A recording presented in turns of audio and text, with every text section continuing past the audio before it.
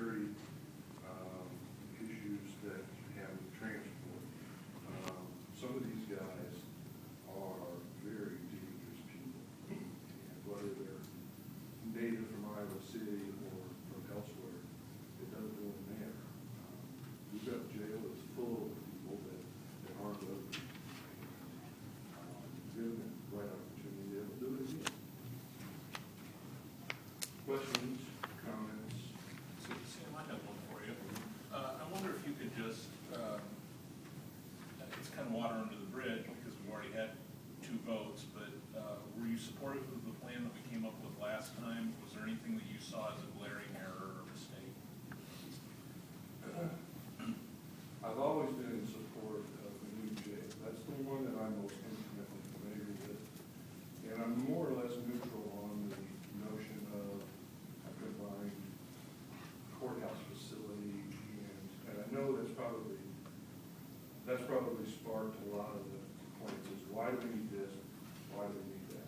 I've heard half of the group saying we can do this on our own, we just need a new courthouse. The other one is we can do it with new jail, but let's leave the courthouse alone. I think both of them are worthy of it, but whether or not you can afford it, or we can afford it at the same time, you guys are a lot more intimately familiar with those numbers than I am. But I do. Those are things that we work with Lonnie and discuss. Not to mention Lonnie, but the sheriffs in the surrounding counties seem to figure this out. Muscatine being one, and they've got a funding stream that helps pay for the new jail because of the federal prisons they put in their system.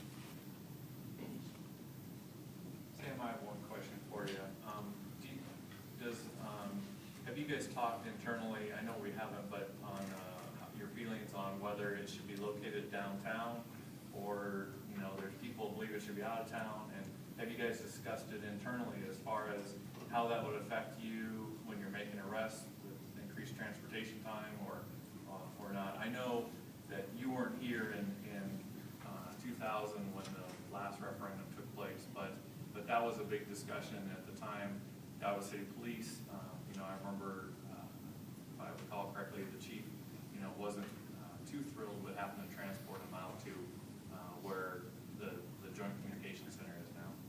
Well, we had that same debate when we were looking for locations for the Joint Communication Center, having to go out there to take care of issues, etc. So it would be an issue.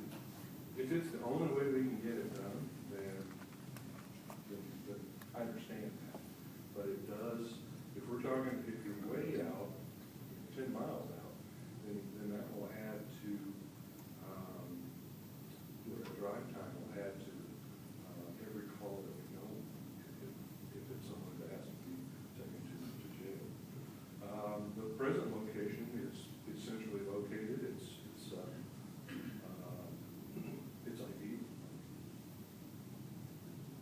I know a lot of our, we're still in that process of listening, and certainly appreciate you and all the others coming here today. One of the questions that I would like to know, or as far as the future of the existing Iowa City Police Department facilities, is there a vision for something down the road for the city of Iowa City? I know that when we go down to the Civic Center and such, it seems like it's pretty crowded down there. Is there some vision for the future of Iowa City and some of your needs? I'm really glad that you asked that. Are you booting us? Especially in front of my boss. With the boss here, he's shaking his head. There is. We've done space needs studies, and it's something that we need to dust off again. It's been a couple of years since we've done that, but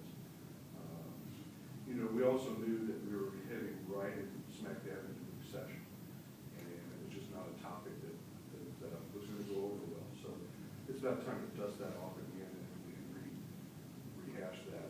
The present police department is built in the back hallway. We have no place to work on our cars, indoors.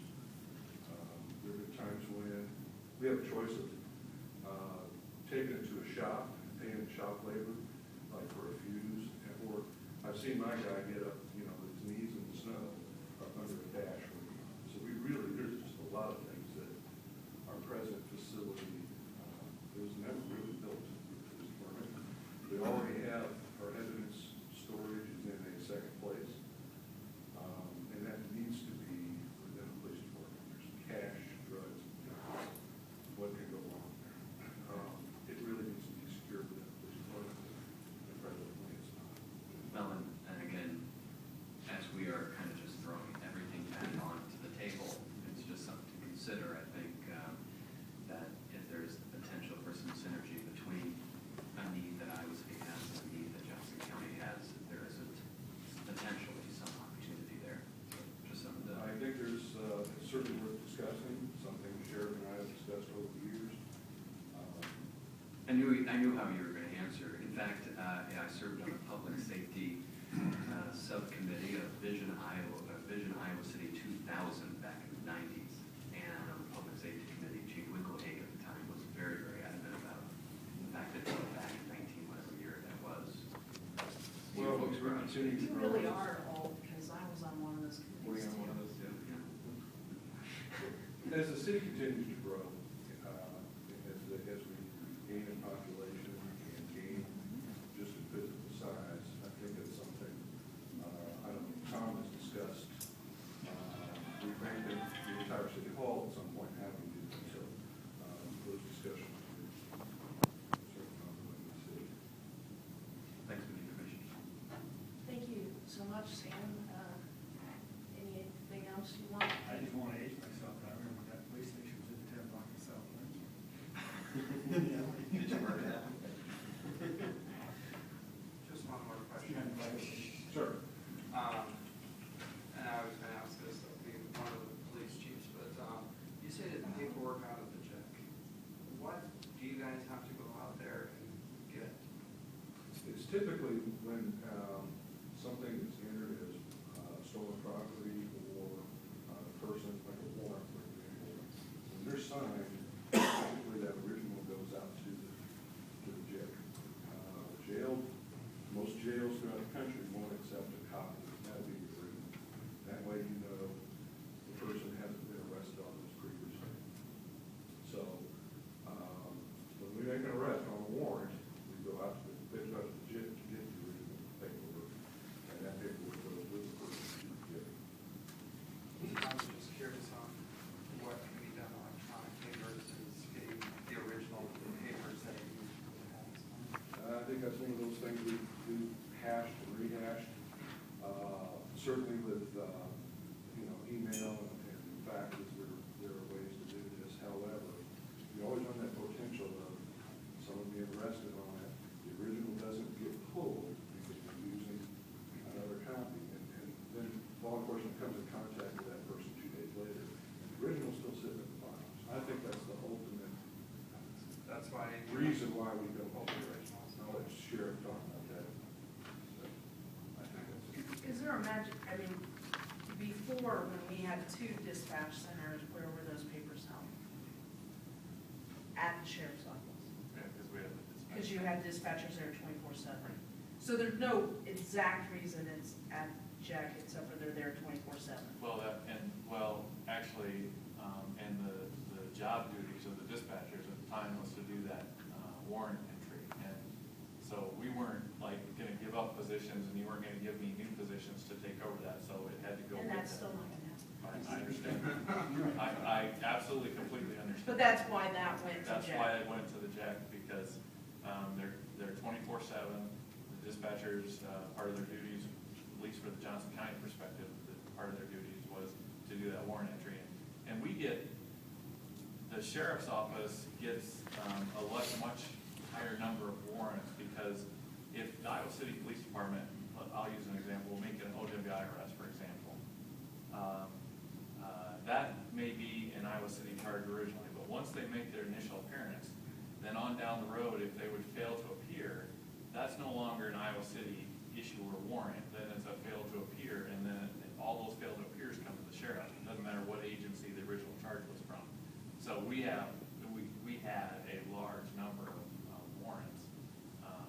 So not only ours, but all the other agencies, when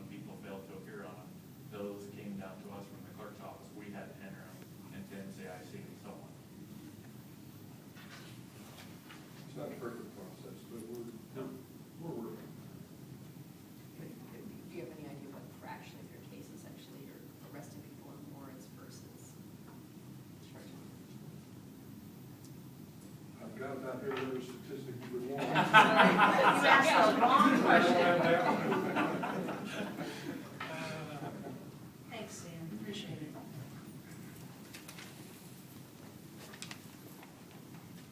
Hi, friends. It's great to see all of you again. So my name is Jeremy John Morton. I'm a member of the Iowa City Council, president of Iowa City. And I want to be clear that I'm not speaking on behalf of the City Council. I'm not speaking on behalf of city government as a whole. I'm speaking on my own as a member of the council. So I'd like to begin by thanking you for inviting us to come here today. I can easily understand precisely how frustrated you are by having gone through the last two referendum senior votes. Must be profoundly frustrating. Connie Champion was joking with me a few days ago. She said, Jeff, maybe you should join the Criminal Justice Coordinating Committee because she's been on it for, I don't know, 15, 20, 35 years. I don't know how long. So I understand the frustration. My concerns and suggestions have to do mainly with the disproportionate minority contacts throughout the criminal justice system and their implications for the Justice Center. As I understand it, in 2010, Hispanics and African Americans constituted roughly 9.4% of Johnson County's population. However, John Deff's research, as you all know at least as well as I do, tells us that minorities constituted 24% of all individuals incarcerated in 2012. And because they are held longer than whites, accounted for roughly 44% of jail bed usage. So there's an issue here having to do both with required jail capacity and with fairness. So why does this disproportionality exist, and what can be done about it? When people have asked this question, proponents of the new Justice Center have frequently replied that they have no control over arrest practices. So fingers of blame go towards Sam and go elsewhere. You know, because they don't, you all and others don't do the arresting, the police do.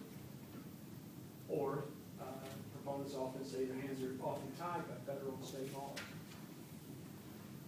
Well, I don't disagree. There's a lot of truth to that. But as was the case in the tale about who killed Cock Robin, it's easy to point the finger of blame at someone else. We all do it all the time, and it doesn't really help in kind of resolving difficult issues. I believe it's time for all of us, Iowa City included, to focus attention on the issue of disproportional minority contact, etc., and figure out what we collectively can do about it. Iowa City government, the county attorney, the sheriff's office, the board of supervisors, the other cities involved, the University of Iowa, and the people of Johnson County. What I want proponents to do, therefore, is convene a continuing county-wide collaborative effort to assess the extent and causes of disproportionate arrests, incarceration, and sentencing. That is, every step in the local criminal justice system process. And to devise means of reducing the disproportionality wherever possible. One possible model for such an initiative can be found in the Partnership for Alcohol Safety's annual report for 2012. I'm going to quote one passage from it. So the quote is, "The issues contributing to high-risk drinking and its related problems are multiple and interrelated. This complexity requires input from community members representing diverse perspectives in order to fully understand the issues involved and to identify effective strategies to address the unique conditions in our community that contribute to the problems we see." The strength of the PAS, the Partnership for Alcohol Safety, comes from a collaborative process where our members come together to listen to each other's perspectives and expertise, learn about the issues from all sides, and work together to identify strategies to address the problem. Unquote. Another model can be found in a recent proposal from the local homeless coordinating board's working paper concerning the housing first option and the frequent user service enhancement, or FUSE model. And I understand that Canyon Helen came before the board at your last meeting, I guess, to describe the model that she had in mind. And I don't have all the details, I don't have a quote with me. But when I read it, I thought, yeah, that's the idea. Kind of lay out the whole system, who's involved, identify the stakeholders, get them together, enable them to work collaboratively, figure out how to address and not solve the problem, but make improvements in the situation. So, that's what I wanted to say, that's what I want to advocate to you, and be happy to answer or address any questions you might have. I guess, Jim, one thing, I'm not in a position to argue the number of contacts, or not what those contacts are, I don't.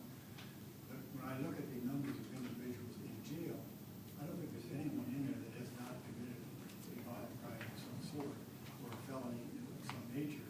So as individuals that are actually in the jail, we're trying to address the population problem in the jail, I don't think are illegitimate charges. The numbers, how that balances, when I look at that, there's a variety of individuals in there, minorities, Hispanics, black, white, different. This is a crime that was committed. Now, contacts, that's another issue, whether they can stop or whether that may be, and how that's perceived. I'm not in that position. We're trying to just address the space issue within the jail. I don't think that context really has a lot to do with what is actually happening in your current facility. That's great questions, Pat. I don't claim to know all the facts. I mean, I have a very partial understanding of the whole situation, but I think that's true for almost everybody involved because it's a very complex criminal justice system.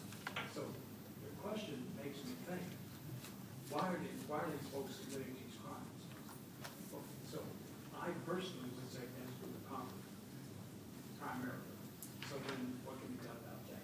Right, now, I'm not saying you should convene a group that's going to resolve all the problems of poverty in Johnson County. But I am saying it's part of the overall problem and would need to be addressed along with all the other components of it.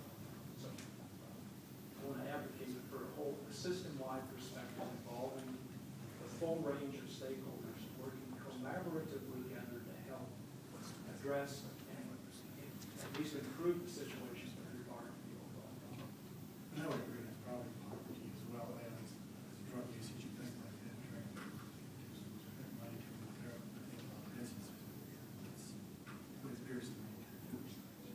Just, we did have a presentation on Fuse, it was feeding, it did, it's feeding. Oh, that's all, Chris. But, I guess it was last week, we had a discussion about the disproportionate minority contact. Now, we've had dozens of those, so last week was just the most recent. But Dorothy Whitson presented to us in Charlie Easton, but Dorothy said, because I've always actually thought poverty was, if you're gonna get to the root of the problem, you have to address poverty and access to education. And so, and while that is a contributing factor, she said a statistic, which I don't have in front of me, but that even if you take out poverty, our country still has a disproportionate minority contact issue. And arrest rate issue. And I was just trying, I misunderstood her last week, because I thought she said it wasn't a contributing factor, which would go totally against my instincts. And she clarified and said, if I did say that, I'm sorry, that's not what I meant to say, but it's not the only contributing factor, which makes perfect sense to me.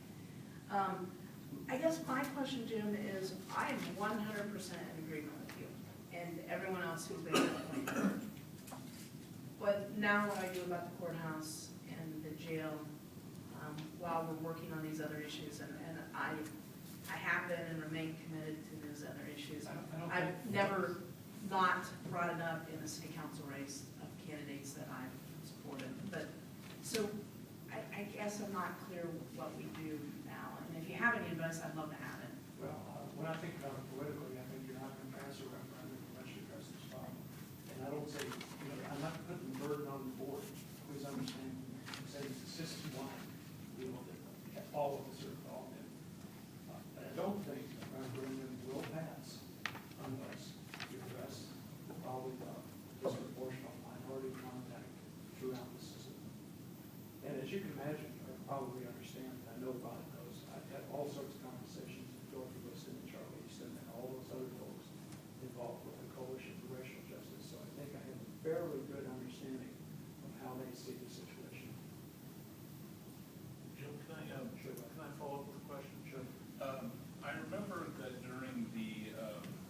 discussion of the results that came from the city's ad hoc diversity committee. One of the things that, correct me if I'm remembering this incorrectly, but there was some question about the data that's collected by the city of Iowa City, how that compares to the data that's collected by Corville, and how that compares to the data that's collected by the university in Johnson County, et cetera. And I seem to recall that not all of the agencies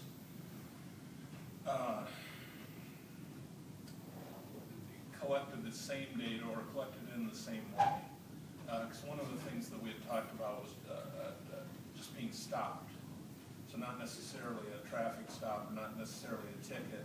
I think some agencies only tracked when there was some kind of citation written, and others tracked everything. And it seems to me that one of the first steps that we have to do here is we've got to get everybody reporting the same data. Does that sound familiar to you? You may well be right, but to be honest, I don't remember the particular conversation where you're referring to. As Sam and Tom know, that we have all sorts of conversations that we were having this afternoon about the Gateway project. It's pretty freaking complicated. What I do want to say is that we had, I think, difficult but very productive conversations about the creation and the recommendations concerning the ad hoc committee on diversity. And I'm fully confident that the staff is moving ahead with trying to carry out the recommendations that came out of that committee's good work. So I feel very good about that. And I hope you all recognize that Iowa City has not been kind of sitting on its duff, ignoring this challenge. I think we have been addressing it and in all sorts of ways throughout government, from city council down to the individual control person level. So please be aware of that. But I don't remember the particular date you're referring to. Maybe Sam could. Yeah, maybe somebody else remembers. Sheriff, do you have any idea? You're all asking for data, we get no in our files at the offices. I'd like to make one other plea, and this is a little bit peripheral to the point about disproportionate minority contact or the Justice Center. I'm very conscious that I never watch County Board of Supervisor meetings on television, and I certainly don't read about them in the newspaper because, as you said, some those they don't report it.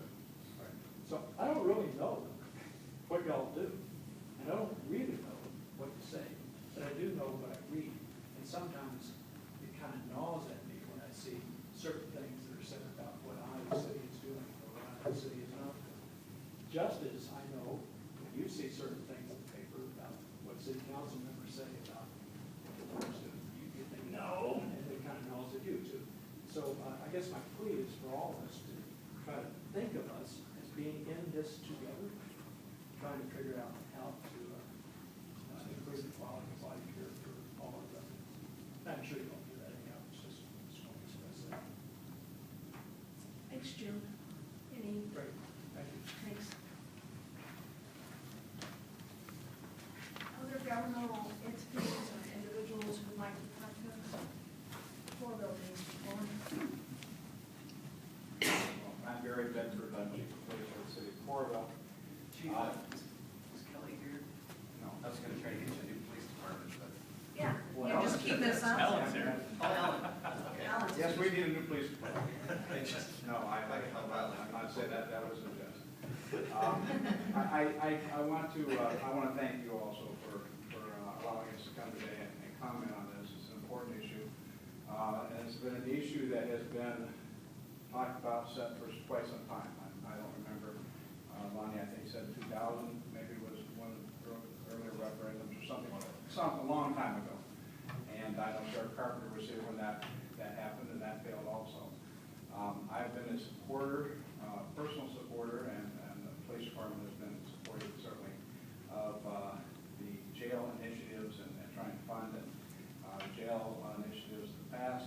I've been supportive of the most recent initiatives you put forth because there is a real need there. And there's also been a need, I'm sure, Sam said this too, that, of the Justice Center portion of it. But I do know that I've spent many hours over the last 40 years, I've been in this business, at the county attorney's office, dealing with the clerk's office, and going to court. And not much improvement over the years because there's no space to improve. And oftentimes trying to find judges and trying to get space, we've learned to deal with it. That doesn't mean that there isn't a need. So I would certainly be supportive of both those. I can assure you and the people who may listen to this that I really believe that law enforcement in Johnson County is doing their utmost best to minimize the number of people taken to jail. Oftentimes, as Supervisor Harney mentioned, some of these people have made decisions, and there's consequences of those decisions, and they're charged with serious enough crimes that they must be taken to jail. But when we have I know our department, when we have the capability to determine if there's an alternative, whether that be maybe some treatment, medical treatment, maybe it's releasing to a responsible person with setting a court date at a later time.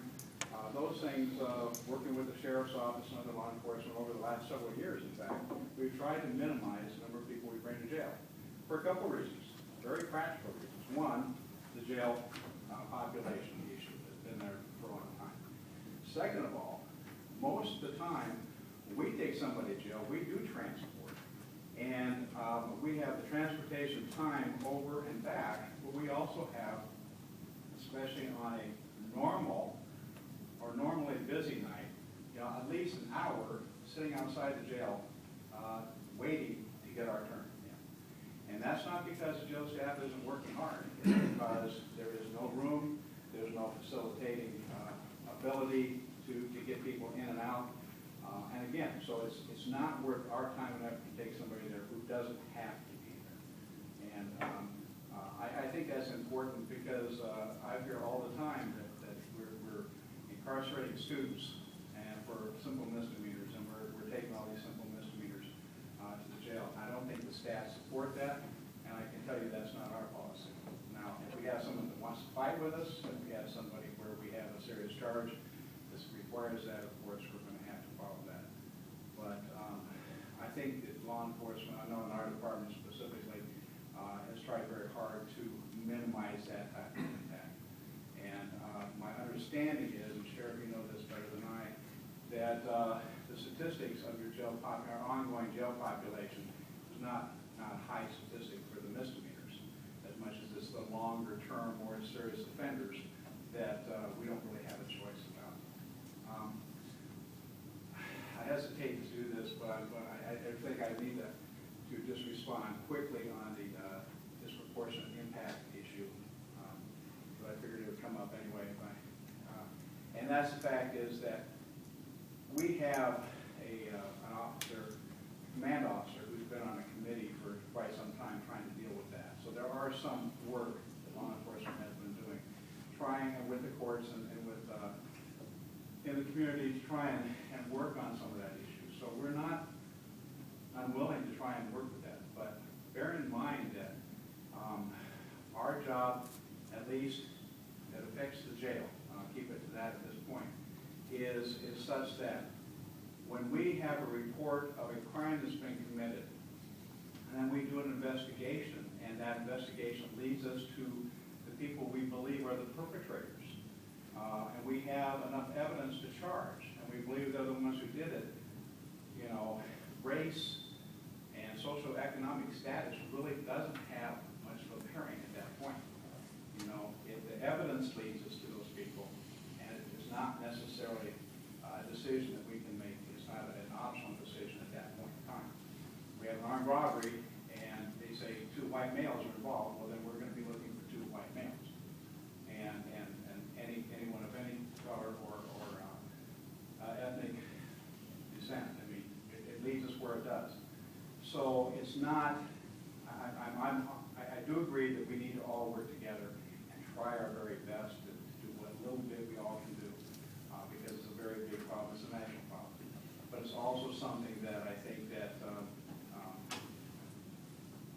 have a narrower perspective because we have to follow the evidence and the complaints that we have. And so it's not like we have an option to say, well, we're only going to arrest so many people of this ethnic background or color or whatever this week. And I know that's not what anybody's suggesting, but I mean, from a practical standpoint, there's some of those issues. So, Barry, I do have a question for you. You said, I can't quote it exactly, but you said you tried very hard to minimize arrests of non-serious crimes. Was that a philosophical change or reality change? And then did you see that translate into data, or your population was growing so quickly it didn't actually?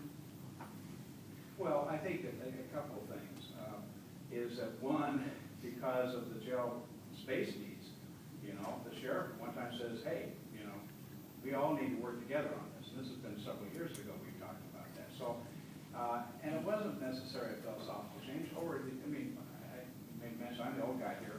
I've been in this business for 40 years. I mean, back in the day when I first started, you took, well, either you didn't take people to jail, you just took them home, and then that caught them with them a couple days later and dealt with it.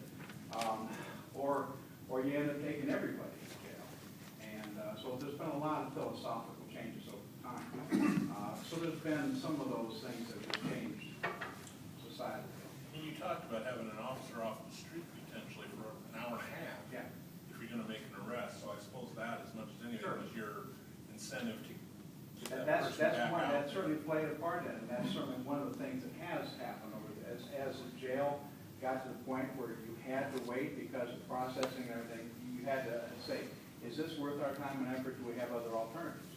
I also served on the, well, there was one committee I served on that talked about jail alternatives after the first referendum failed. And we talked about what can we do more. And so there's been some general philosophical changes within the community, and there's been practical changes. Like I say, having somebody off the street for an hour and a half or more.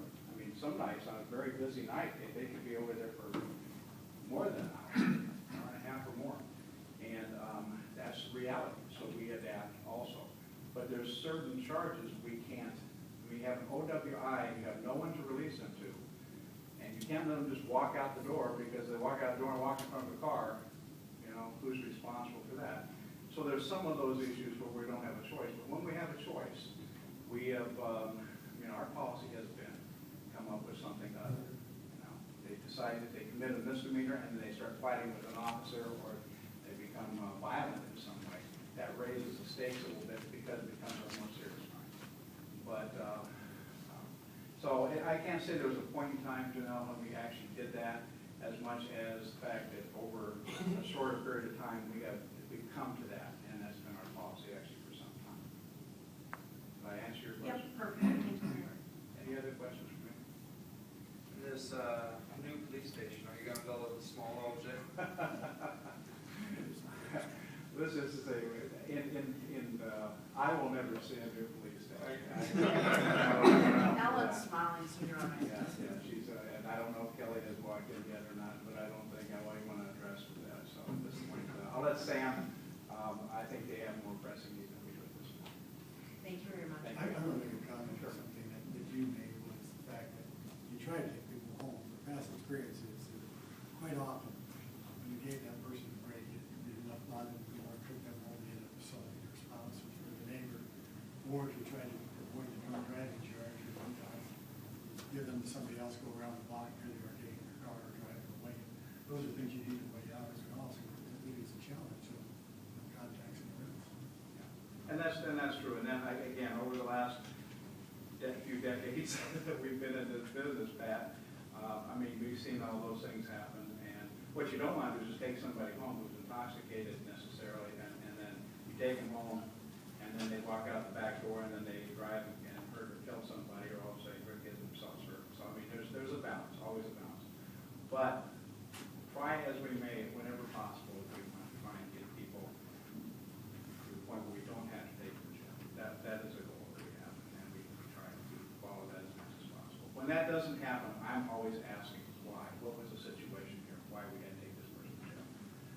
And it drives me crazy also, since the sheriff mentioned that these failure to appear warrants, because those are misdemeanors, and I have to pay for the night in jail for that, because it started with our charge, which is okay, at this point. But the issue is, those are a lot of misdemeanor charges, and as you said, there's an awful lot of those. We'll clarify that, that's on a municipal charge. Yeah, I was So trying not to on a- figure out not what on we a can state make one. them pay for. I'm glad you're clarifying that. It's a municipal charge. So if it's only a municipal charge, is. I usually hear about it if he gets a bill. Yeah, I make sure, we're all trying to survive in that sense, too, but we understand that those things happen, but there are a lot of not failure to appears, and those are generally misdemeanors, and that's out there too. Well, then when you have a warrant, you don't have a choice. I was going to ask you and Sam as well, and everything else I'd like to pitch in. The question on some of the things we've heard is that they prefer that the jail be separate from the court system, because it appears that they are policing them together, and they're causing, more people to come in, that they're actually, the court system isn't separate from the jail services side, and that they're working together to prosecute or do whatever. And I understand that to a degree. On the other hand, what is your thoughts about a separate facility, two facility grant? That would probably end up two different separate bond issues. One may pass, one may not, because of cost and tax issues. Well, just from a practical standpoint, my only comments are that they do work closely together. There is obviously a connection. There's going to have to be probably some duplication of services if they're separate. And, there's that whole aspect of how important is the convenience of having them co-located or whatever. I do think that causes some confusion in the voters, just from what I've heard, that some people say, well, I'm supportive of the jail, but I don't understand why they need all this other, or vice versa. And I think Sam mentioned that too. You hear that